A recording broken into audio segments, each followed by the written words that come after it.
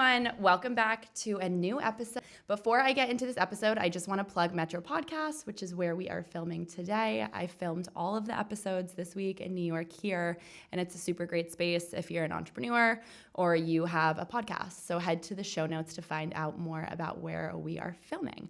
Before I introduce today's guest, I have a cute, fun little story that I think is really full circle and just shows what happens if you go and reach out to someone or a cold call and email someone. So I was dating this guy a few months ago in New York, and he suggested sushi for dinner. And I am not a Midtown girl. I really just don't like Midtown. I don't really fuck with it. I prefer to be anywhere but Midtown. It was torrential rain, and he was like, let's go to this place called Yasuda, I think it's called. Yep. Yeah, so of course I go on Yelp. It's, for some reason, Michelin-starred sushi, right by Grand Central. But it was very corporate. So anyhow, we're sitting there, we're eating dinner, and this guy walks in with a hat on that was a very distinct hat, and he's super tall. And instantly I recognized him, and I was like, I'm pretty sure it's from LinkedIn. Now, the way that people view influencers and TikTokers and whatnot, and like Alex Earl and Addison Rae, is how I view other entrepreneurs. Like the same obsession I find people have with these, teeny bopper kind of girls on the internet, I have for anyone in the entrepreneurial space, and I just have so much respect for entrepreneurs. So I went on LinkedIn immediately, mid sushi bite, and was like, oh my God, this is the guy who started Mezcla, which I knew he had the hat, then I recognized his face. So after dinner, I sent him a message and was like, I'm pretty sure you were eating sushi. I don't want you to think I was like stalking you, but I recognized you. Do you want to come on my podcast? So today I have the founder of Mezcla, which is a really awesome, you don't call it a protein bar, but I guess it's like a Puff Crispy bar, yeah. Which is kind of cool because this is like back in the day almost when people were really into Rice Krispie treats. And I feel like that totally faded away. And so I knew this brand. I've had it tons of different events, sampled it, bought it. It's also at Pret now in the city, which I didn't know. So tell me from the beginning, like how did this become a thing? You went to UVA, right? Yeah, well, first off, thank you for having me. Definitely pretty serendipitous how you met. I know. Pretty cool and interesting. But yeah, I was an athlete at UVA. And after practice, we always had protein bars, protein shakes. Also growing up, just being an athlete, always had protein bars. But for me, not a lot of exciting options, just like doughy, date-based, chalky. Everything was very dry or had terrible ingredients. So I really wanted to create something that I would want to eat, that my friends would want to eat, that my family would want to eat. So that was kind of the first piece of it. Subconsciously, I knew I wanted to create something. I thought the bar space was really interesting. The second part of it was that I was in a social entrepreneurship class, and I met a lady that had her own granola company, and she was taking these ingredients from her hometown in Mexico and actually integrating it into the granola.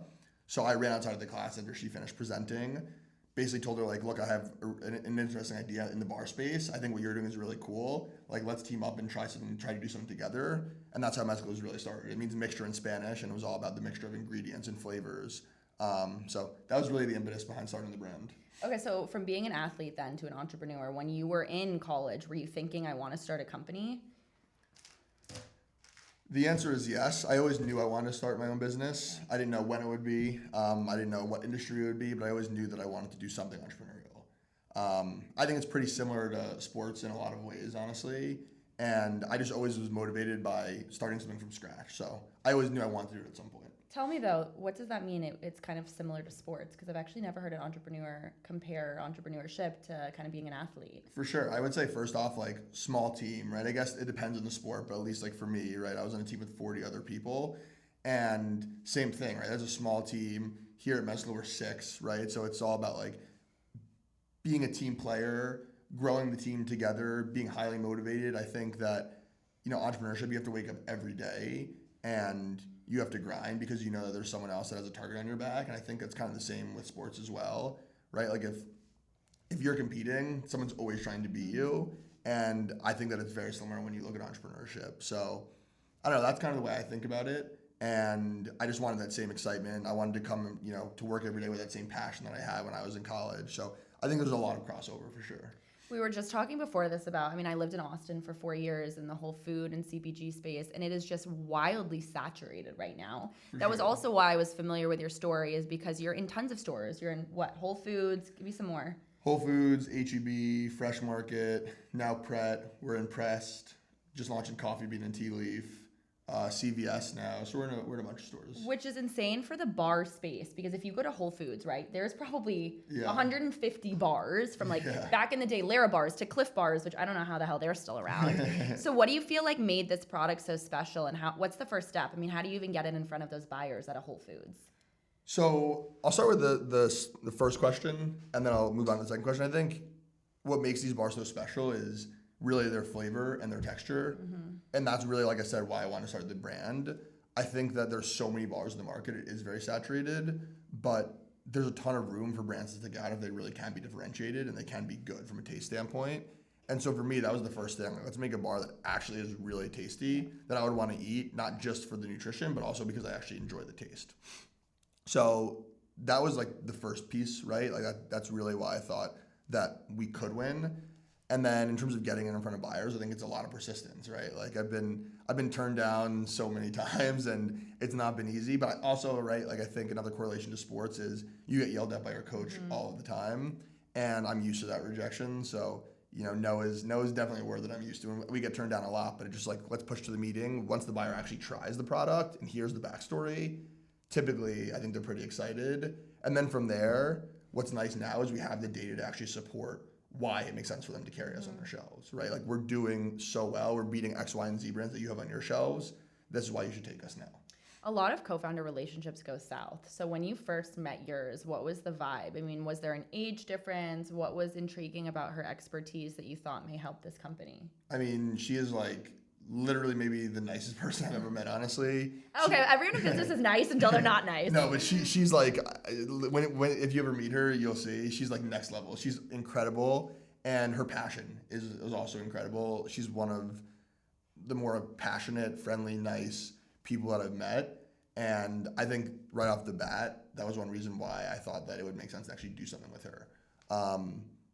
So I would say that's really the reason. And today, she's not actually operational on a day-to-day basis, but we still have an amazing relationship. Like I was just texting her with her yesterday. So I agree. Like, you can start off really nice, and then, a year later, things can go south and that relationship could sour.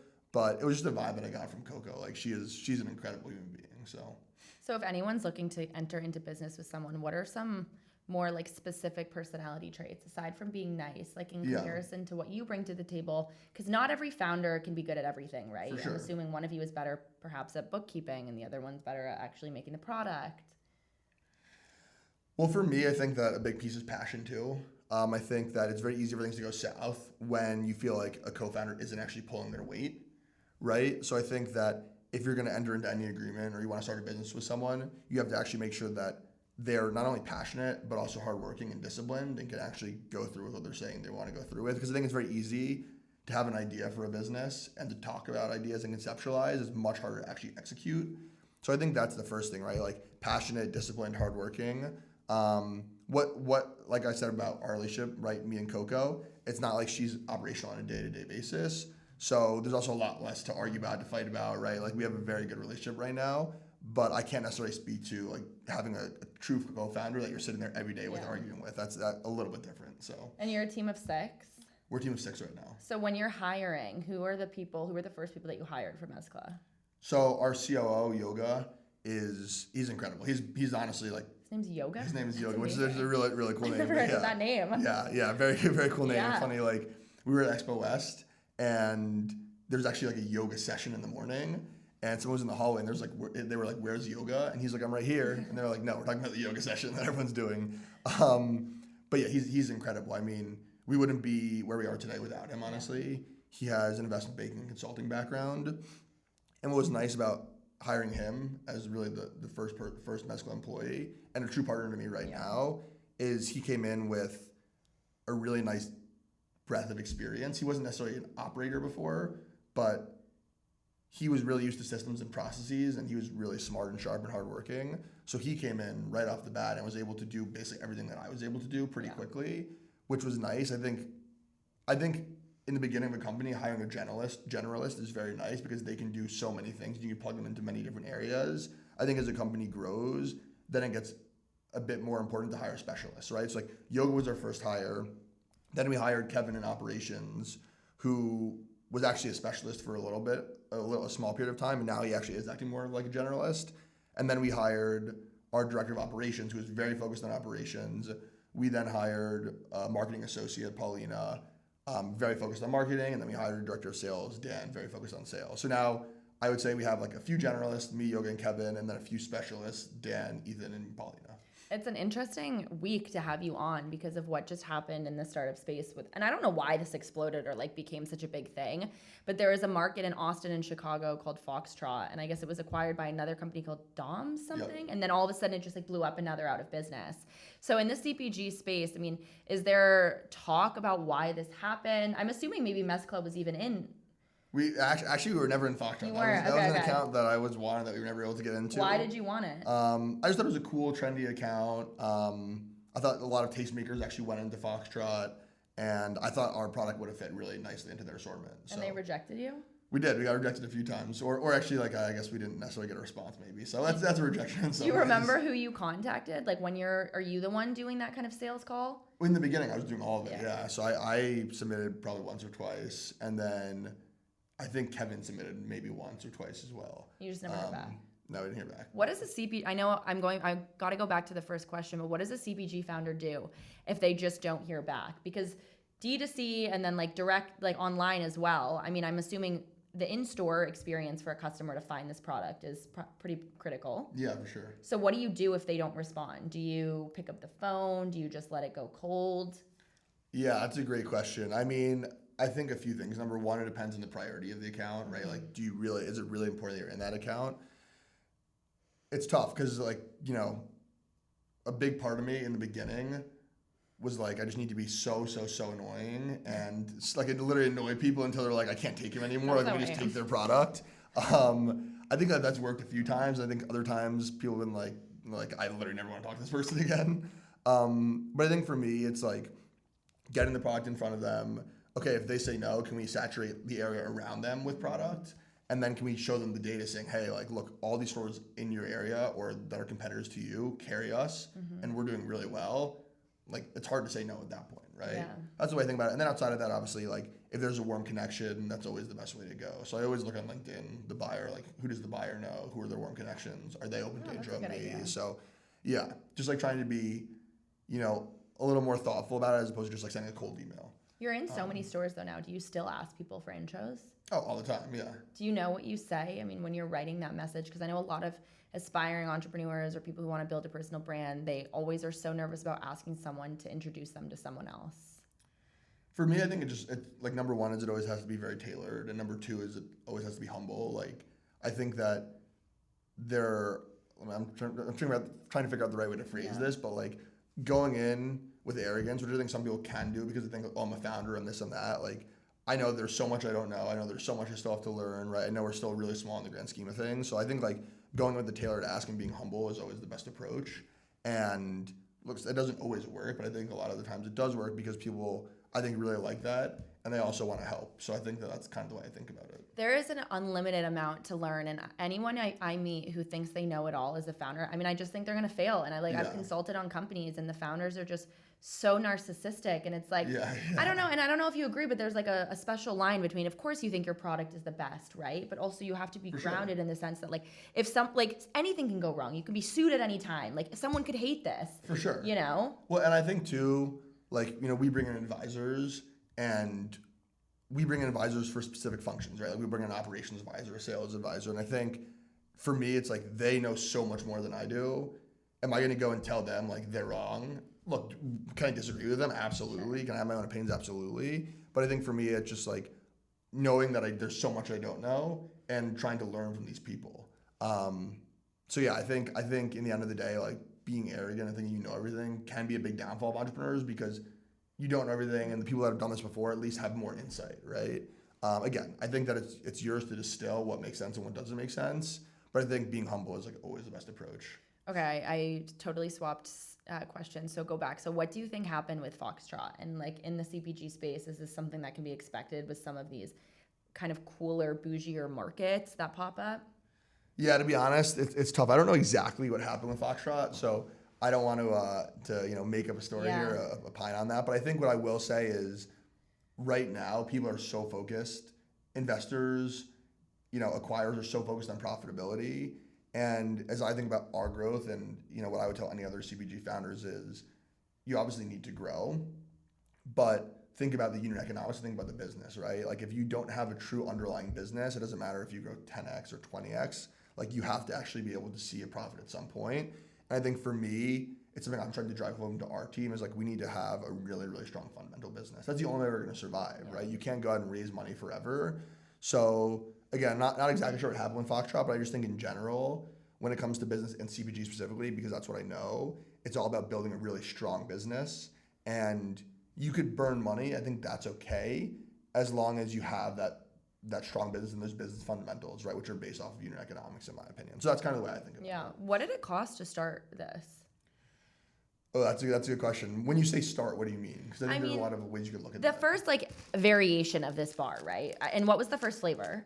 First flavor, there were 3 of them. So it was matcha, hot chocolate, and peanut butter. And what was, I guess, that cost to get that out and just have this product and the design and then the actual product on the inside? Do you remember that cost? Yeah, the first true cost to get like bars on the market was probably about 50 to 70 grand. Okay. Oh, that doesn't sound that high. No, but that was like the first true cost to get bar on the market without doing anything. Mm-hmm. The first raise we ever did was like 400 to 500K. Okay. So again, like getting the bar on the market 50 to 70 grand, but like we would have been out of business in 3 months or 4 months. So yeah, I would say like if you want to start a CPG business, you don't have to raise. Right? You can start off with crazy strong unit economics right off the bat. I think it will be very difficult and will take a long time. I think typically if you want to start a CPG business and you're going the VC route, I think that you're probably going to have to raise between 250 and 500. Okay. There's some businesses, like I said, there's some businesses that haven't done that and they're incredible. But typically, I think that's like the rule of thumb. It also depends, right? Are you doing beverage? Are you doing dry? Are you doing refrigerated, frozen? So I think that also depends as well. I've never done a proper raise for a startup, but I know a lot of founders, obviously, who have, and the process of fundraising is just insane. And I would like to get into some specific details because overall, how much has Mezcla raised now? 7.5 million. Which is like Series A, B, C. Yeah, Series A, yeah. Yeah, and that was like one raise at 7.5 or all together? That was all together. Okay. Yeah. And there's so much that goes in behind the scenes, and then they still expect you to run the company, right? For sure, yeah. What was the process like as a young founder to get that amount of money? I think again, like so much rejection. I think I've been running the business now for 4.5 years. And for the first year to 2 years, I couldn't raise any money. I think, number one, I was obviously a young founder, so it's hard to trust a young founder that doesn't have experience right off the bat. The second thing is I was very focused on unit economics the whole time and telling a very transparent and true story. And I think that in 2020, 2021, there was so much money. Yeah.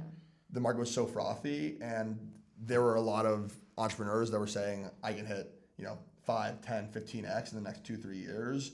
And investors were just so excited about that. They were pouring money into those businesses. Whereas I was saying, we could hit 2x next year, or, 2x in 2 years, right? And I was very focused on just like telling this thoughtful but like tiered growth story as opposed to this exponential growth story. So it was very, very, very difficult for me to raise in the beginning. What I think was really helpful for me was telling the transparent and true story. It enabled us to get some cash in the door. And actually our largest investor to date put like $45,000 in 2.5-3 years ago. They saw us execute. A year later, they put $1 million in. A year later, they put $2 million in more. So I think what was really cool for us is we showed our investors that we can execute, and they were being very honest and transparent with our projections, our forecasts, our story, and that's helped us to raise more. Did it go through your mind, like was there a fear for you that this wouldn't work, that they would lose their money, that you would end up having to deal with the repercussions of taking money from people and it just failing? Oh, for sure. I mean, every day, right? I think that like people work really hard to make money, and I have a huge responsibility to them, so it stresses me out. I think that stress motivates me. I do not want to lose anyone any money. I just want to make people a lot of money, make people very happy. So I think that it stresses me out every day, and I think that it's a good thing for me because it pushes me to just be that much more on the ball, to work that much harder. That's one of my biggest stresses for sure. I just want to make sure that people are happy with the job I'm doing and that I'm growing people's capital because people work really hard for it, obviously. So. Yeah, and how many investors are there in that 7.5? So out of the 7.5, we have 2 investors that make up like 4 to 5 of it. Okay. And then we have probably, 30 investors that make up the additional 2.5 to 3.5. I interviewed Tyler Dank from Beehive, and I can't remember. I asked him something about, I think he was wearing like Golden Goose or something, because they raised like a lot of money. Yeah. And he said something, when you raise money and you get the 7.5 or whatever, anything close, that doesn't mean that you're taking that as a salary. Like, oh yeah, for sure. Yeah. It's funny. People think, you raise so much money, you're doing whatever, you're making so much money. That's not true at all, right? I'm flying to Minneapolis later today in the middle seat and coach, right? Yeah. So it's not like, I would pay the extra 10 to not do a middle seat. Yeah. But again, also, like, I think it goes back to, like, with the money we raise because I fly first class, yes.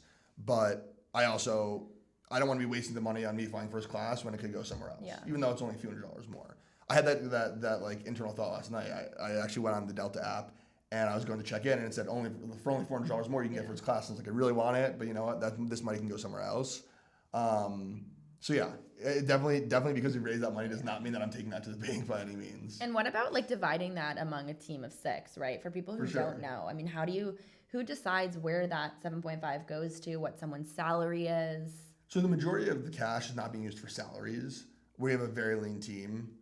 This year we're projected to do between 8 and 10 million in sales, and we have 6 people on our team. So I think we're doing a very good job keeping it lean. We look at basically market comps. So for example, I just say, a VP of sales. We don't have a VP of sales in our company, so it's easy to use this as an example. But a VP of sales, let's say their salary is, I'm making up a number, $150,000. Then we'll look at that. How good is our candidate?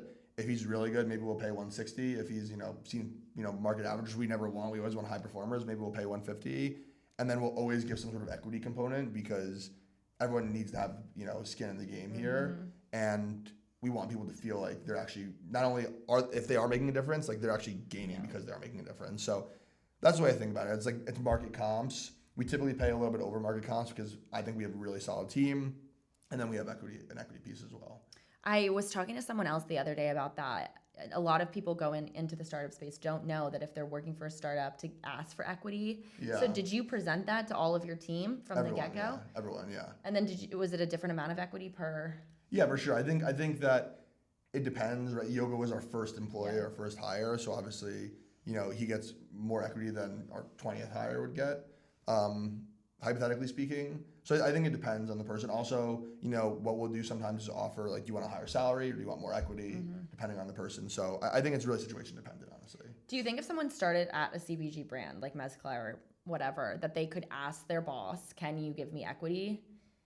Like no salary, just equity? No, salary plus equity at the beginning. I think they could and I think they should. I mean, I think that most small brands, at a certain point, you're not getting equity anymore, but most small brands give equity, and if they don't, my perspective is they should, because I think it incentivizes people that much more. So I would definitely ask. And we were in a Mondelez program this summer, and Jackie Haney, who ran the program, was very focused on like fearless asking. I think there's as long as you're like doing it respectfully, right? I don't think there's anything wrong for like fearlessly asking for what you want. The other person can say no, but at least you asked and took your shot. Oh, that's so cute. Fearless asking. I like that. So you're in New York City. I used to live here back in the day, but in Austin, this space, especially with CPG, was such a thing. All of these founders from LA seemed to move to Austin during COVID, I think, and like built their brands there. I can't imagine doing it in New York. So what is the ecosystem here for the startup, for CPG space? Yeah. Well, first off, I'll say I travel a ton.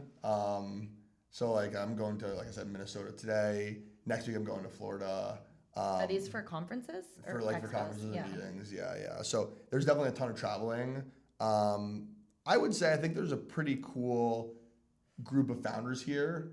Like I think Wednesday night I'm getting dinner with a bunch of founders. One of the guys from Gia, the non-alcoholic beverage. I think there's a really cool Mesa from Behave is here. There's a really cool group of founders here. But I think you also can go outside of CPG and find really cool tech founders here, right? You can find really cool apparel founders here. So I think you can find, like, one of my friends from high school started the brand Parade. I think you can find some really cool founders in New York that are also outside of CPG. And I think that's cool too because you get different perspectives, right? So yeah, I think there's definitely a really good group of founders here for sure. In comparison to Austin, I mean, New York and LA are the top of the top, right? So, Yeah. I mean, Austin is an easier market, I think, to kind of saturate if you're starting. Would you advise anyone who wanted to start a company to do it in New York off the bat? Would you say, like, it could be easier in a smaller place? I mean, I think my perspective, and I could be completely wrong in this, is just my thought, is it doesn't necessarily really matter where you are. A lot of my connecting is done, like, on my phone or on my computer on LinkedIn. I speak to founders all the time that don't live in New York, and we just catch up. Like I was talking to, I don't know if you know Matt Fellman from Moku, but I was texting with him last week, and he lives in California, right? So I think that a lot of people I speak to virtually. It's definitely different than actually meeting people in person. But for me, I think it's all about like being on LinkedIn, connecting with people there, you know, and then developing that relationship offline, like on the phone when you travel, go meet them. So my perspective is it doesn't really matter if you're in New York, LA, Austin. But I also don't live in Austin, so maybe if I moved there, I'd say something completely different. I don't know. So you really think that an in-person meeting, I mean, it seems like you take a lot of those, is better than a phone call? Yeah, I do. I think that there's just something so much more tangible about meeting in person, especially if you're going to meet with a buyer. I think it's really important you're there in person, honestly. Have you ever done an in-person meeting with a buyer and then be like, I hate this? No, actually. Okay. Basically, all my in-person meetings I've really enjoyed. I don't love like the travel piece. Like I don't love that, you know, tonight I'm flying to Minnesota, then tomorrow I'm flying back. It's only one night. One night, and then next week I'm flying to Florida on Monday night, and then I'm flying back on Tuesday night. I don't love that.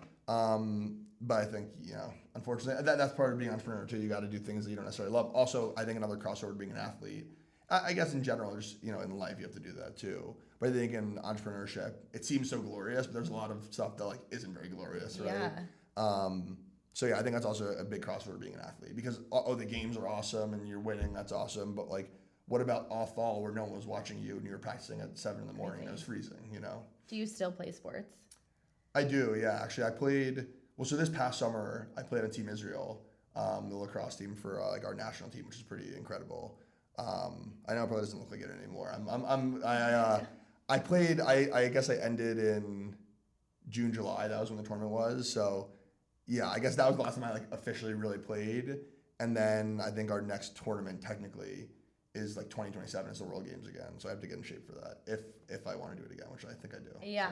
So. What does a day in the life of you look like when you're not flying in middle season?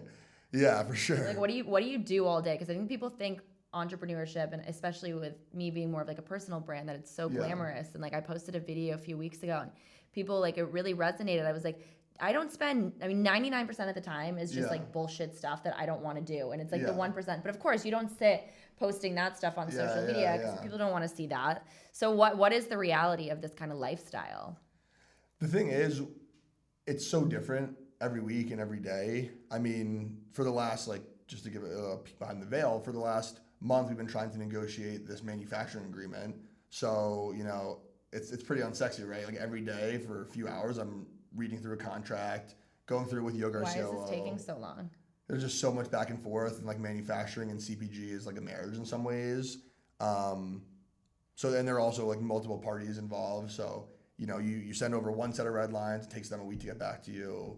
And then when they get back to you, there are a bunch of other red lines, and the contract's 20 pages, so that takes a long time. So like, I mean, that's been the last like week for me. You know, once we get this across the finish line, my goal is to start optimizing and improving our formula because I think there are things we can do better. So like that's going to be, you know, a lot of me like actually getting into the nitty gritty, figuring out like what I think we can do better, how we can do better, like going back and forth with a bunch of samples, trying a bunch of different kinds of chocolates and compound chocolates, and it's not the not glamorous part, right? Trying chocolate sounds kind of glamorous. Trying chocolate's pretty fun, but I think after like you try a certain amount, you're like, I don't want to have any more chocolate ever again. So yeah, in the beginning it's fun, and then I think it gets tiring. Yeah. But what do you do when you're not working? I've really got into playing tennis. I love playing tennis. It's a great way to honestly, I just think it's a great way to stay active. And I wish I could just go out and jog, but I'm not. I just don't love it. Mm-hmm. So it's a great way for me to stay active and for me to have fun. And also I think it brings in a bit of the competitiveness as well.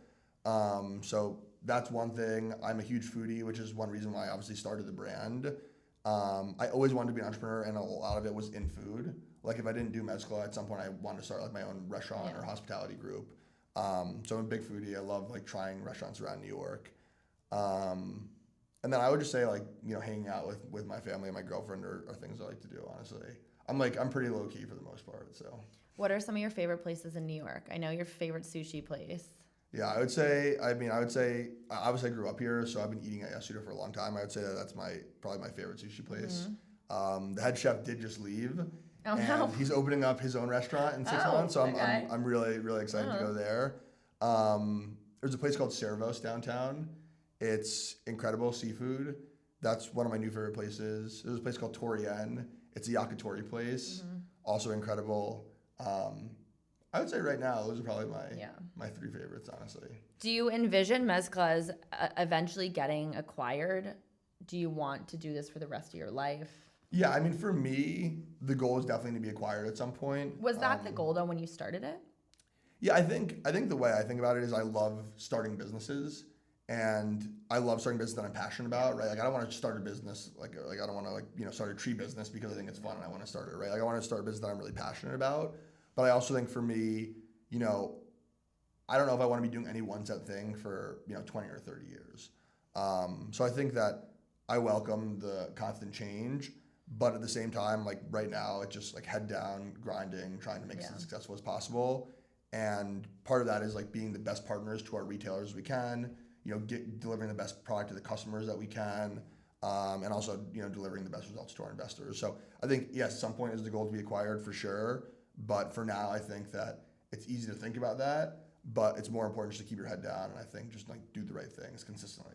I just saw the other day that Kim Kardashian's fund, I think it's called Sky Invest or something, they were struggling to raise more money. I mean, I would assume you're like equally deep in the startup space, so you're aware of like funds and raising and whatnot.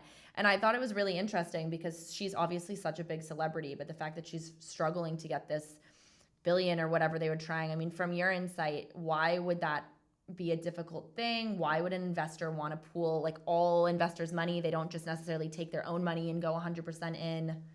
Yeah, well, I think just to answer your second question first, it's just all risk, right? I think that there are a lot of people that can easily fund businesses on their own, but still want to raise capital because it just takes a little bit of risk off the table. So I would say that's the answer to your second question.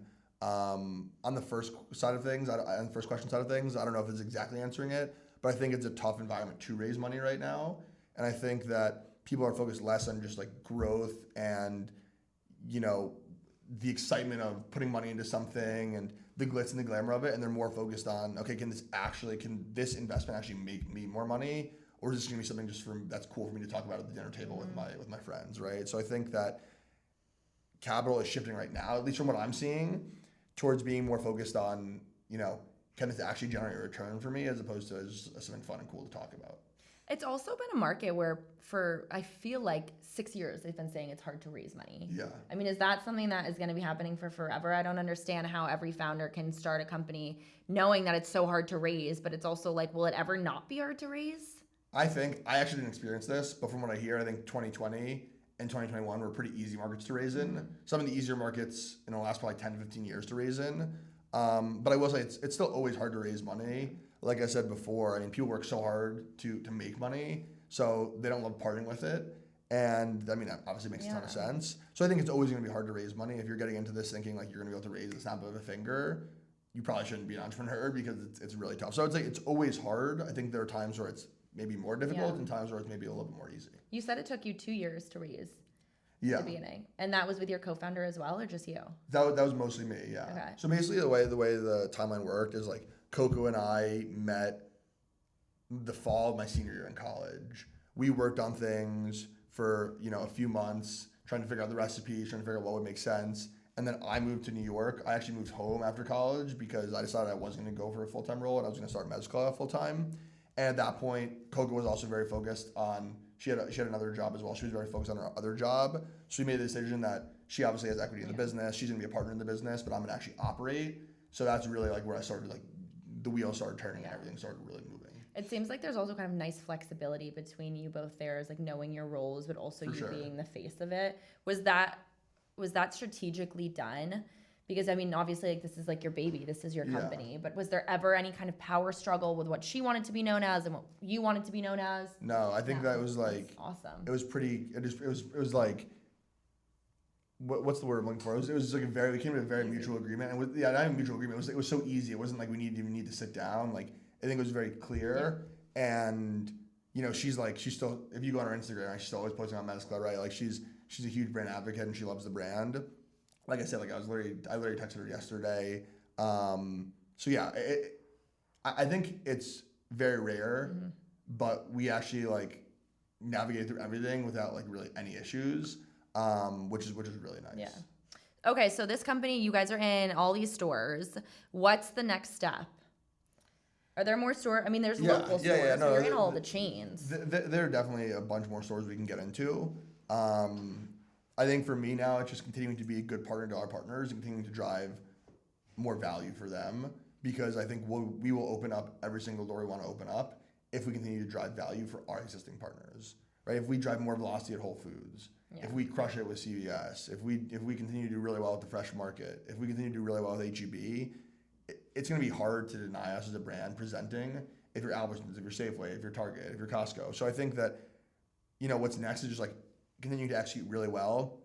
We're updating our branding a little bit to make things a little bit more clear from a packaging side of things, and we're trying to optimize our formula a little bit as well. You know, I had no idea that they make you give free samples, right, at the beginning to these. Yeah, so it's called a free fill. So like basically, you know, any store you get into for the most part has a free fill. So I'll just say, you know, store XYZ, they have 5 locations. You have to give 1 box of every flavor. What if you don't have the money? I think that's crazy. Yeah. Well, I think that, you know, that's why CBG is expensive. Yeah. That's what people have to raise.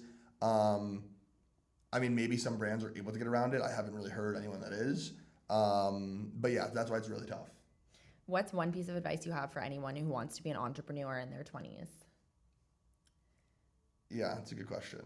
It's so situation dependent, but I think that if you feel like you have the stomach for being turned down, and if you feel like you're gritty and able to really push through a lot of hard times and difficult times, I would say go for it. Yeah.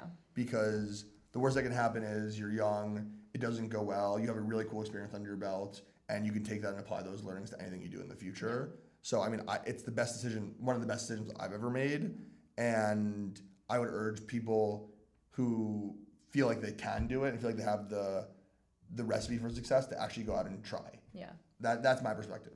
I like that you say the stomach churn, because I think you need to have it, Yeah. but you also need to equally want the success on the other side, right? Like, I don't want to be rejected, but the wins that I've had made it all so worth it. For sure, yeah. Yeah. And like Whole Foods is a great example. We got turned down from Whole Foods a few times, and then the buyer ended up finding our products in a local juice shop and reached out to us and was like, we'd all love to chat. And that was like one of the best, most amazing feelings ever. And it was awesome to get in there and then start like putting up really good numbers too, and being like, you know, like, thank you for taking a chance on us, right? Like, we really appreciate it. And like, we're so happy to be like showing you that we can actually succeed. I've had so many experiences like that, and it's like I wish I could go back and be like, I told you, like I believed in it, why didn't you? But sometimes it's just like it's timing, right? Okay, where can everyone find Mezcla as well as you on social media? Yeah, for sure. Mezcla, most importantly, we can find on Amazon, Whole Foods, HEB, Fresh Market, CVS, Pret, Chibo in airports. We're in Erewhon, we're in Mother's Market, we're in a bunch of places. There's actually a store located on our website, eatmezcla.com, where you can find all the stores we're in. So yeah, that's where you can find us. Well, thank you. I don't see the guy that I was seeing when I met you, but I don't see him, but I got the best podcast guest ever out of that. There we go, yeah. Very happy that thank you. Congratulations on this, and everyone who wants to find out more about Griffin's story and Mezcla, I will put in the show notes, and you can come back every single Wednesday for a new episode. Bye, guys.